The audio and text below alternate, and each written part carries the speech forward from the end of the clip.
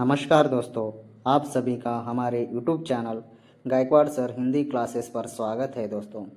दोस्तों यह हमारा दूसरा क्लास है। हमने इससे पहले एक क्लास लिया था और उसमें हमने मनोविज्ञान से संबंधित शब्दावलियों को देखे थे।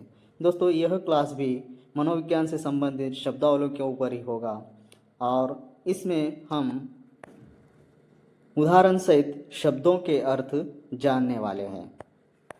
दोस्तों मैं आप सभी से क्षमा चाहता हूं क्योंकि मैं कल क्लास नहीं कर पाया, क्योंकि मैं हैदराबाद गया था कुछ काम की वजह से, तो मैं कल क्लास नहीं ले पाया। तो आज हम दूसरी क्लास लेने जा रहे हैं। इस क्लास से पहले मैं एक बात पूछना चाहता हूं दोस्तों आप सभी से, सोशल कंटेंट से संबंधित कितने लोग प्रिपेयर हो रहे हैं मुझे कमेंट में बता दीजिएगा, क्योंकि मैं सोशल से संबंधित कुछ MCQs करवाने वाला हूँ टॉपिक वाइज। तो अगर आप लोग सोशल से संबंधित हो, यानी सोशल कंटेंट से संबंधित प्रिपरेशन कर रहे हो आप, तो एक बार मुझे कमेंट में लिख दीजिएगा, मैं उससे संबंधित MCQs करवाऊँगा। आप किताब से पढ़िएगा और प्रैक्टिस हमारे चैनल से कर लीजिएगा, क्योंकि दोस्तों हमारे पास समय बहुत कम है और मैं चाहता हूँ कि आप लोग पढ़ें और जो प्रैक्टिस जो है हमारे चैनल से करते रहिएगा। सोशल से संबंधित जो भी एस्पिरेंट्स है प्लीज़ कमेंट में बता दीजिएगा, मैं उसके अनुसार वीडियो बना दूंगा और आप उससे प्रैक्टिस कर लीजिएगा दोस्तों। तो आज हम शब्द एवं अर्थ स्पष्टीकरण को देखने वाले हैं। इससे पहले भी हम शब्दावली को उसी दृष्टिकोण से देखा था। आज फिर से हम दूसरी क्लास शब्दों के ऊपर ही है, क्योंकि दोस्तों ये काफ़ी महत्वपूर्ण शब्द है। अगर इन शब्दों को हमने समझ लिया, समझो कि हम साइकोलॉजी को समझ गए। साइकोलॉजी क्या होता है वो समझो कि समझ ही गए हैं। तो इसलिए मैं ज़्यादा शब्दावली के ऊपर क्यों फोकस कर रहा हूँ, ताकि आपको साइकोलॉजी पढ़ते समय दिक्कत ना हो, इसलिए मैं इसके ऊपर ज़्यादा फोकस कर रहा हूँ। पहला शब्द देखते हैं, मनोविज्ञान, साइकोलॉजी। मानव व्यवहार के वैज्ञानिक अध्ययन को साइकोलॉजी कहते हैं। ओके दोस्तों, मनोविज्ञान यह समझने की कोशिश करता है कि मनुष्य क्यों और कैसे सोचता है, महसूस करता है, व्यवहार करता है। दोस्तों मैंने यहाँ पे एक जो साइकोलॉजिस्ट है पाउलो, उनका एक उदाहरण लिया है। हम इसे मनुष्य के ऊपर भी प्रयोग कर सकते हैं। मनुष्य के ऊपर प्रयोग यानी जैसा इन्होंने एज इट इज़ किया वैसा नहीं दोस्तों। जैसा आप यहाँ पे देखिए, उदाहरण देखिए, पाउलो ने कुत्ते पर प्रयोग किया है। क्या किया है प्रयोग देखिए, एक घंटी की आवाज़ को भोजन से जोड़कर कुत्ते के मुंह में लार पैदा करना, या क्या किया, लार पैदा करना सिखाया। जैसे ही घंटी बजेगी, ओके, जैसे ही घंटी की आवाज़ आएगी, भोजन यानी कुत्ते के दिमाग में भोजन का जो स्वाद है दिमाग में वो एकदम से फटाक से आ जाएगा और उसके मुंह में लार पैदा होता है। जैसे कि कभी कभी हम कोई स्वादिष्ट भोजन देखते हैं, हमारे मुंह के अंदर भी पानी आ जाता है, वैसे ही दोस्तों। पर यहाँ पे मैं और एक उदाहरण देके आपको समझाता हूँ। देखिए यहाँ पे मान लीजिए कि एक बच्चा स्कूल में हमेशा चुप रहता है, किसी से बात नहीं करता, क्लास में जवाब भी नहीं देता। तो एक साइकोलॉजिस्ट क्या करता है दोस्तों, यह जानने की कोशिश करता है कि वह बच्चा कैसा व्यवहार करता है, ओके ओके, और वह किस तरह से महसूस करता है और वो क्या सोचता है, ये सब जानने की कोशिश करते हैं। जैसे कि देखिए, क्या वह डरा हुआ है, यानी प्रश्न करता है क्या डरा हुआ है, या उसे पहले किसी ने डांटा है या मारा है, ओके, किसी ने डांटा है या मारा है, ओके, नहीं तो उसका आत्मविश्वास कमज़ोर है, ओके, नहीं तो क्या उसमें कोई मानसिक समस्या है, ओके, मानसिक समस्या है।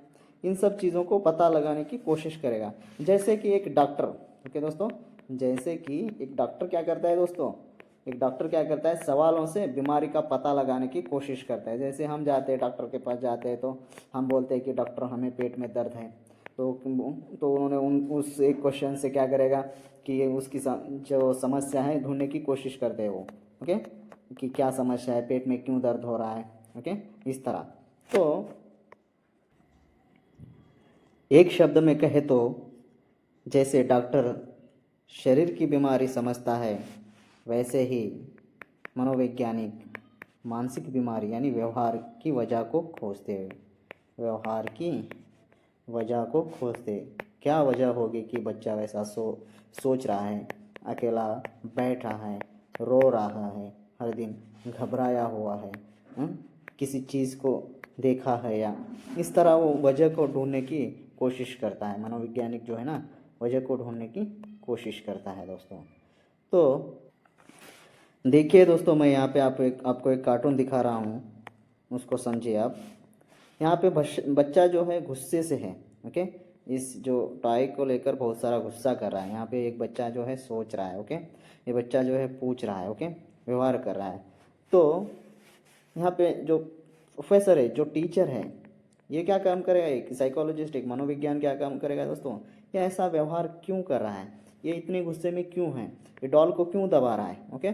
इस तरह के जो क्वेश्चन करके यानी खोज करता है, ओके। मनोविज्ञान क्या करता है, खोज करता है। तो यह था दोस्तों, आपको समझ में आया होगा कि मनोविज्ञान क्या है। जब भी आपको मनोविज्ञान जैसे ही शब्द आपको सुनाई दे, आपके मन में एक ही बोध होना चाहिए कि वो किस तरह से सोचता है, किस तरह से व्यवहार करता है, वो क्या चाहता है, क्या महसूस करता है। इन चीज़ों को ही जब हम स्टडी करते हैं ना, उसी को मनोविज्ञान कहते हैं। सिस्टमेटिक वे में जब हम इसकी स्टडी करते हैं तो उसे क्या कहते हैं, मनोविज्ञान कहते हैं दोस्तों। जब भी आप विज्ञान शब्द सुनते हो ना, तब आपको ध्यान में आना चाहिए कि इसे हम शास्त्र कहते हैं दोस्तों, हिंदी में हम इसे शास्त्र कहते हैं। इसका जो मतलब होता है कि दूसरा शब्द देखते हैं दोस्तों, पैरासाइकोलॉजी, ओके दोस्तों। पैरासाइकोलॉजी क्या है हम समझते हैं। असाधारण मनोवैज्ञानिक घटनाओं का वैज्ञानिक अध्ययन है। यह विज्ञान या शास्त्र जो पुनर्जन्म के बारे में बताए या टेलीपैथी जैसे अलौकिक शक्तियों का अध्ययन करता है, उसे क्या कहते हैं दोस्तों, पैरा मनोविज्ञान कहते हैं दोस्तों। दोस्तों पहले तो आप ये समझिए कि पहले आप क्या समझते हैं, तो साधारण क्या है, क्या असाधारण घटना क्या होती है, साधारण घटना क्या होती है। तो मैं पहले साधारण की बात करता हूँ। तो साधारण घटना उससे कहते हैं दोस्तों, ये समझो एक व्यापारी है, ओके दोस्तों, एक व्यापारी है, उसका बड़ा सा व्यापार है। तो उसे कभी कभी व्यापार में लाभ होता है, तो कभी उसे हानि भी होती है, यानी वो लॉस भी हो जाता है, नुकसान भी होता है उसका। क्या होता है दोस्तों, नुकसान भी होता रहता है। तो व्यापार में ये क्या है, चलता ही रहता है। कभी व्यापार में उसे यानी प्रॉफिट मिलता है, तो कभी लॉस होता है। ये जो है साधारण सी घटनाएं हैं। ये क्या है, साधारण सी घटना। तो असाधारण घटनाएं कौन सी है सर, ऐसा पूछोगे आप। बताता हूँ दोस्तों, देखिए। असाधारण जो मनोवैज्ञानिक घटनाएं होती, असाधारण जो मनोवैज्ञानिक घटनाएं थी, किन्हें अब हम असाधारण घटनाएं कहा जाए तो देखिए, हमारे पास दुर्लभ दुर्लभ वस्तु यानी दुर्लभ वस्तु हो या दुर्लभ घटनाएं जो होती है, जो दुर्लभ होती है, यानी उसको हम क्या कह सकते हैं, असाधारण घटना कह सकते हैं। जैसे कि भूकंप, ओके। भूकंप कभी बार बार होता है दोस्तों, नहीं होता है ना बार बार, ओके। ये क्या है, प्राकृतिक घटना है, ओके। प्राकृतिक आपदाएं में भी बाढ़ आना, ओके, बाढ़ का आना, ओके। जैसे कि लोकप्रिय संस्कृति में भूत और प्रेत के बारे में बहुत सारे हम सुनते हैं, ओके, कि इसे भूत ने पकड़ा है। हम किसी एक तांत्रिक के पास ले जाते हैं उसे, और उसका भूत निकालते हैं ना दोस्तों, हम सब ने देखा है, आज भी है वो हमारे संस्कृति में। और कभी कभी लोग पुनर्जन्म की बात कर लेते हैं। आजकल यूट्यूब पे भी वीडियो आ रहे हैं कि एक बच्चा जो होता है ना, वो पुनः जन्म लेता है और पूरी बातें बताता है। ये कितना वास्तविक है दोस्तों, हमें अभी तक यानी पता नहीं चलता है, यानी ये साइंटिफिक नहीं होता है। वैज्ञानिक भी इन्हें ज़्यादा नहीं मानते हैं। वैज्ञानिक जो होते हैं ना, ये पैरासाइकोलॉजी जो होता है उसे नहीं मानते हैं, ओके दोस्तों। तो देखिए दोस्तों, उदाहरण देखिए, टेलीपैथी जो पैरा मनोविज्ञान का एक भाग है दोस्तों। उसमें क्या होता है, देखिए, एक व्यक्ति के विचारों को दूसरे व्यक्ति के दिमाग में सीधे पहुंचाना, पूर्व ज्ञान, भविष्य की घटनाओं को पहले से ही जानना, क्या है ये दोस्तों, पैरा मनोविज्ञान कहलाता है। यानी एक मनुष्य के जो विचार है ना, वो दूसरों के सीधे पहुंचा जाना, या नहीं तो किसी भविष्य की घटना का पहले ही पता चल जाना, ये किसके अंतर्गत आता है दोस्तों? तो ये जो है पैरा मनोवैज्ञानिक के अंतर्गत आता। पैरा मनोविज्ञान की बहुत सारे यानी भाग है दोस्तों। उसमें देखिए यहाँ पे अंतर्दीय दर्शन, ओके, अंतरिंद्रिय दर्शन। इसमें देखिए किसी दूर वस्तु यानी दूर स्थान की घटनाओं या वस्तुओं के बारे में जानकारी प्राप्त करना, जैसे कि दूसरे कमरे में रखी चीज़ के बारे में जानना।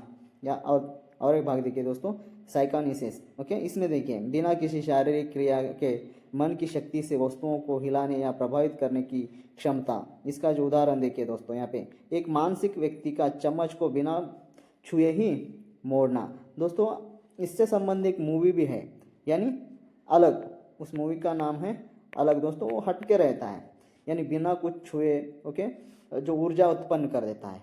ये मैं आपको उदाहरण के तौर पे दिखाता हूँ, और कुछ उदाहरण भी दिखाता हूँ। यहाँ पे देखिए दोस्तों पारा मनोविज्ञान और मनोविज्ञान में क्या अंतर है? तो दोस्तों देखिए, जो मनोविज्ञान जो है दोस्तों, मनोविज्ञान जो है उसका जो हम उपयोग करते हैं वह हम शिक्षा में करते हैं, ओके, किसी की शिक्षा में करते हैं। उसके साथ काउंसलिंग में क्यों करते हैं दोस्तों? काउंसलिंग क्यों करते हैं? क्योंकि कोई बच्चा सुसाइड करना चाहता है, उसको काउंसलिंग देने के लिए, ओके, इस तरह का, ओके। मानसिक व्यवहार में स्वास्थ्य में सुधार लाने के लिए, मानसिक स्वास्थ्य में सुधार लाने के लिए हम मनोविज्ञान का प्रयोग करते हैं, और व्यवहार सुधार में भी लाने के लिए हम प्रयोग करते हैं। फिर पारा विज्ञान का कहाँ हम उपयोग करते हैं? तो देखिए दोस्तों, हम मुख्य तो यह तो विश्वास की बात है दोस्तों। यह क्या है? विश्वास की बात है, ओके। इस पर विश्वास किया जाता है, ओके, उतना है, दूसरा कुछ नहीं। ये जो ज़्यादातर इसमें शोध के लिए हम इसका प्रयोग करते हैं, ओके। ये एक्चुअली ये तो अभी निराधारित है, फिर भी हम ये जो पैरा मनोविज्ञान है कहाँ स्टडी किया जाता है? यानी शोध में स्टडी किया जाता है, और ये विश्वास से संबंधित है। कुछ लोग इसका उपयोग जो अध्यात्म के लिए करते हैं, कुछ लोग इसे अध्यात्म के लिए करते हैं, और कुछ लोग जो है ज्योतिषी में करते हैं, कुछ लोग जो है ज्योतिषी में करते हैं। दोस्तों पैरा मनोविज्ञान का एक ही उदाहरण है जो दोस्तों, अमिताभ बच्चन का एक मूवी है भूतनाथ। एक बच्चा होता है दोस्तों, उसको जो अमिताभ बच्चन होता है, जो भूत होता है, वो उसे दिखाई देता है, मगर बाकी लोगों को दिखाई नहीं देता है। यही यानी पारा मनोविज्ञान है दोस्तों। समझ में आया दोस्तों? आप इसे याद रखिएगा, ओके, क्योंकि अब कभी कंफ्यूज ना हो, इसलिए मैंने डिफरेंस भी बता दिया यहाँ पे मनोविज्ञान और पारा मनोविज्ञान के बारे में, ओके दोस्तों मैं आपको और एक उदाहरण देना चाहता हूँ दोस्तों। वह उदाहरण यह है कि समझो साइकोलॉजी क्या करे। एक लड़की है जिसने ठीक से पढ़ाई नहीं की, एक लड़की है जिसने ठीक से पढ़ाई नहीं की, उसे चिंता थी, इसलिए वह क्या हुई? भूल गई है, ओके, इसलिए वो भूल गई, इसलिए वो पास नहीं हो पाई, यानी वो लिख नहीं पाई, ओके दोस्तों। तो ये ऐसा सोचेगा कौन? मनोविज्ञान सोचेगा। वो क्यों फेल हुई? तो उसने ठीक से पढ़ाई नहीं की होंगी, उसको चिंता थी, इसलिए वो भूल गई, इसलिए वो क्या हुई? यानी पास नहीं हो पाई। क्या हुआ? उसने पास नहीं कर पाया। वही पारा मनोविज्ञान क्या कहेगा? किसी नकारात्मक ऊर्जा के कारण, ओके, किसी नकारात्मक ऊर्जा के कारण वह सफल नहीं हो पाया है, ऐसा सोचेगा दोस्तों। ये इसका उदाहरण मैं खुद मेरे जो एक मेरा स्टूडेंट है दोस्तों, तो ऐसे ही मैं उसके घर गया था दोस्तों, ओके। उसके घर जाने के बाद वो 12वीं कक्षा में पढ़ता था, 12वीं की परीक्षा दिया है उसने। जो है तेलुगु जो है ना 2 बार फेल हो गया था, तेलुगु जो है दोस्तों 2 बार फेल हो गया था। तो मैंने पूछा क्यों फेल हुआ है तो उसने कहा मैं बहुत सारा लिखा, बहुत सारे क्वेश्चंस अटेम्प्ट किया, फिर भी मेरा नहीं निकल पाया। तो मैंने कहा क्या क्या लिखा? मैंने डिटेल से पूछा है उसे, डिटेल से मैंने पूछा, पूरी जानकारी ली, तो उसने पूरा बताया। तो मुझे उसका पता चल गया कि इसने कुछ भी नहीं लिखा है, तो वह कैसा पास होगा, ओके, वो कैसा पास होगा, वो मुझे पता चल गया। तो उनकी जो सिस्टर होती है, उनकी जो मदर और सिस्टर जो होती है, वो कहती है कि इससे किसी नकारात्मक कोई भूत प्रेत आके इसके आगे खड़ा हो जा रहा है, उसे दिखाई नहीं दे रहा है, वो कर नहीं पा रहा है, यानी ये जो भूत होता है ना वो उसे रोक रहा है, तो इसलिए वो पास नहीं हो पा रहा है। ऐसा वो लोग सोचते हैं, जो उसकी बहन, बड़ी बहन और उसकी जो माँ है, पिताजी, वो सब इसी के अंदर सोच रहे हैं, मगर उसे पता है, बच्चे को पता है कि वो क्यों फेल हुआ है। तो ये जो उदाहरण है दोस्तों, रियल उदाहरण है, यही प्यारा मनोविज्ञान है। इसे आप, ये रियल घटना है दोस्तों, मैंने खुद इसे फेस किया है। तो आगे चलते हैं दोस्तों। अगला जो हमारा शब्द है ज्ञान। अगला जो हमारा शब्द है ज्ञान। ओके दोस्तों, ये ज्ञान किसे कहते हैं दोस्तों? किसी व्यक्ति स्वयं और अपने आसपास के बारे में सीखने और समझने की क्षमता रखता है, यानी सीखने और समझता है, सीखता और समझता है, उसे ही क्या कहते हैं? ज्ञान कहते हैं। जैसे कि देखिए, जैसे कि हम देखते हैं यहाँ पे, ज्ञान का अर्थ है दोस्तों किसी वस्तु या घटना के विचार के बारे में, यानी जानकारी या समझ प्राप्त करना। जानकारी या समझ प्राप्त करना कि क्या है? ज्ञान है दोस्तों। ओके, जैसे कि सरल भाषा में समझे तो सूरज जो है पूर्व से निकलता है। सूरज जो है पूर्व से निकलता है दोस्तों। सूरज जो पूर्व से निकलता है, तो जब आपको यह पता है, यानी हमको पता है, यानी जानकारी है, जब हमको जानकारी है वो पूर्व दिशा से निकलता है, तो समझ भी हो जाती है दोस्तों। ओके, उसको क्या कहते हैं? हम ज्ञान कहते हैं। ओके, उसको हम क्या कहते हैं? ज्ञान कहते हैं। और अगला जो उदाहरण देखिए दोस्तों, किसी गर्म, यानी किसी गर्म वस्तु को जैसे हम छूते हैं तो उस हमारा हाथ जल जाता है। जैसे हम उसे छूते हैं तो हमारा हाथ जलने लगता है, तो हम तुरंत क्या करते हैं? तो हम तुरंत अपना हाथ पीछे हटा लेते हैं, यानी पीछे लेते हैं। तो ये क्या है दोस्तों? अनुभव से हम अनुभव से हम क्या कर रहे हैं? सीख रहे हैं। अनुभव से हम क्या कर रहे हैं? सीख रहे हैं, यानी सीख रहे हैं। इसलिए हम क्या हो रहा है? इसका ज्ञान है। ओके, इसका क्या है? हमें ज्ञान है, नॉलेज है। ओके, संपूर्ण ज्ञान कुछ भी नहीं है दोस्तों, सीधे सरल भाषा में किसी एक चीज़ के बारे में संपूर्ण जानकारी हो। समझो अभी फ़ोन जो है मेरे हाथ में है, अगर इसके बारे में पूरी अगर मुझे जानकारी है और वो किस तरह से मैं ऑपरेट कर सकता हूँ, यानी इसका उपयोग अगर मैं कर सक रहा हूँ, ओके, तो वही क्या है दोस्तों? ज्ञान है। वही क्या है दोस्तों? ज्ञान है, वही नॉलेज है। वही क्या है? नॉलेज है दोस्तों। तो हम समझ सकते हैं कि जानकारी प्लस समझ प्लस इक्वल टू ज्ञान। यही है दोस्तों, सिंपल भाषा में उसे ही ज्ञान कहा जाता है। तो हम आगे चलते हैं दोस्तों। फिर से एक बार समझ आ जाता हूँ दोस्तों। मैं जो है, मेरे पास जो है फ़ोन है, मेरे पास जो है ना दोस्तों फ़ोन है। ओके, मेरे पास फ़ोन है, तो इसमें जो भी ऐप्स हैं, ओके, इसमें जो भी ऐप्स है उसके मुझे क्या है? जानकारी है। उसमें मुझे क्या है? जानकारी है। जैसे कि फेसबुक है, फेसबुक बहुत जल्दी समझ में आता है दोस्तों। जैसे कि व्हाट्सअप है, ओके, एट्सेट्रा, जो भी है, ये मुझे पता है, ये मुझे जानकारी है कि ये सब चीज़ें मेरे फ़ोन में है। ओके, तो इसे मुझे ऑपरेट भी करने आता है। ऑपरेट यानी चलाने भी आता है, चलाना भी आता है। तो हम इसे ही हम क्या कहते हैं? समझ कहते हैं। इसे क्या कहते हैं? हम समझ कहते हैं। ओके दोस्तों, इसे हम समझ कहते हैं, हमें चलाने आता है। तो ये दो चीज़ें भी हम जब कर रहे हैं, तो इसका मतलब हमें फ़ोन का क्या है? ज्ञान है। फ़ोन का क्या है? हमें ज्ञान है। ओके दोस्तों, समझ में आया? तो यही ज्ञान है दोस्तों। ओके, चलो आगे बढ़ते हैं दोस्तों। शब्द जो है संवेदनाएं। ओके दोस्तों, ये संवेदनाएं क्या होती है? ओके दोस्तों, बहुत बार हमें साहित्य में भी देखने को मिलता है।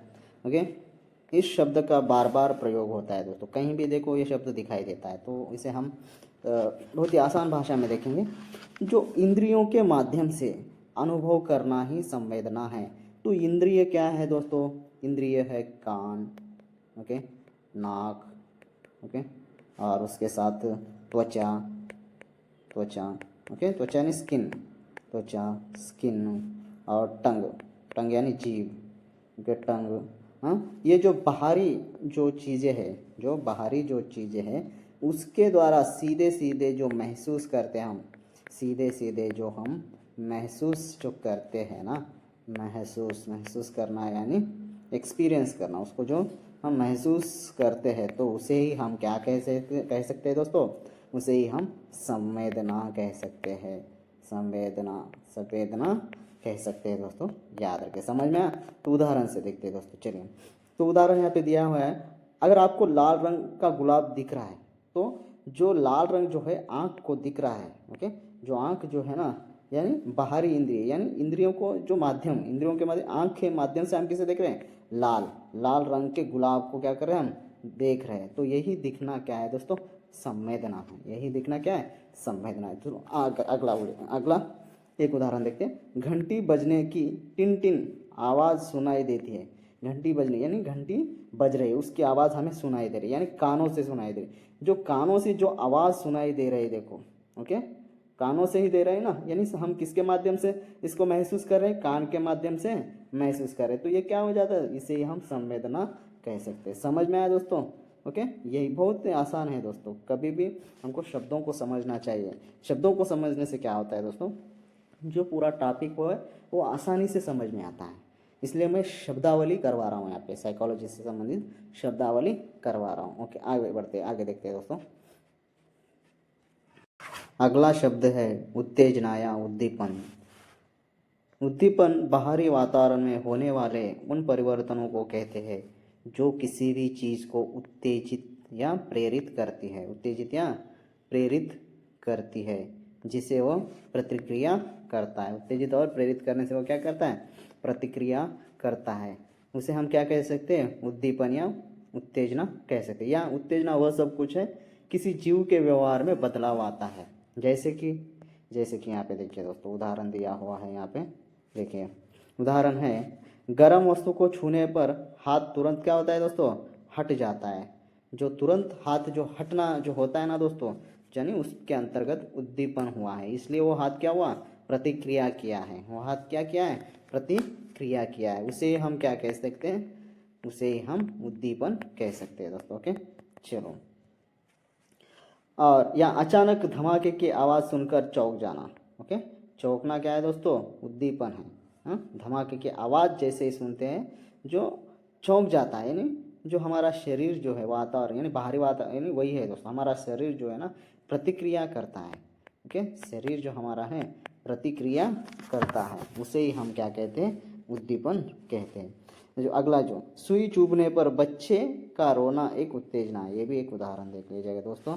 और उसके साथ और एक उदाहरण देख लीजिए, किसी रोते को देखकर करुणा भाव, जो भाव अपने अंदर उत्पन्न हो रहा है, जो बाहर जो आ रहा है, किसके कारण आ रहा है दोस्तों, जो भाव करुणा का भाव किसके कारण आ रहा है, उद्दीपन के कारण आ रहा है। किसके कारण आ रहा है, उद्दीपन के कारण ही वो जो भाव है बाहर आ रहा है। उद्दीपन से क्या होता है दोस्तों, जैसे उद्दीपन हमारे अंतर्गत होता है वैसे ही वह प्रतिक्रिया करने लगता है।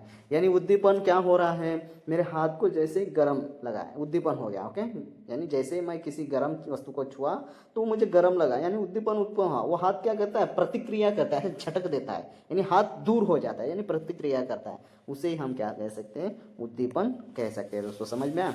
तो अगला जो यहाँ पे देखिए दोस्तों, इसको थोड़ा बहुत अंतर होता है इसलिए मैंने यही दे दिया है।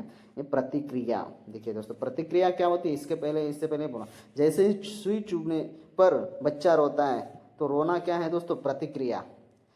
चुभने पर जैसा ही वो उद्दीपन होता है उसी का प्रतिक्रिया होती है, उसकी क्या होती है, प्रतिक्रिया होती है। प्रतिक्रिया क्या कर रहा है, वो रो रहा है दोस्तों, वही क्या, उसे क्या कहते हैं हम, उद्दीपन कहते हैं। इन दोनों चीज़ों को आप समझ लीजिए। यह थी हमारी आज की शब्दावली दोस्तों। हम अगले क्लास में इसे पूरा कर देंगे और जो पाठ्यक्रम दिया हुआ है उसके अनुसार हम आगे बढ़ेंगे दोस्तों। ओके, तो ये हमारा दूसरा वीडियो था शब्दावली से संबंधित, और कुछ शब्दावली है उसे भी हम जल्द ही पूरा करके उसे हम पाठ्यक्रम के अनुसार पढ़ने की कोशिश करेंगे। और दोस्तों मैंने इससे पहले पूछा था और एक बार पूछ रहा हूँ, जो भी सोशल जो भी सोशल से संबंधित कंटेंट से संबंधित टेट दे रहा है वो एक बार मुझे कमेंट कर दीजिएगा। मैं उसके अनुसार जो MCQs बनाऊंगा और उससे आप प्रैक्टिस कर लीजिएगा, ताकि इस बार आपका स्कोर अच्छा हो जाएगा। धन्यवाद दोस्तों, हमारे चैनल से जुड़े रहने के लिए, और ऐसे ही जुड़े रहेगा और ऐसे ही सीखते जाएगा।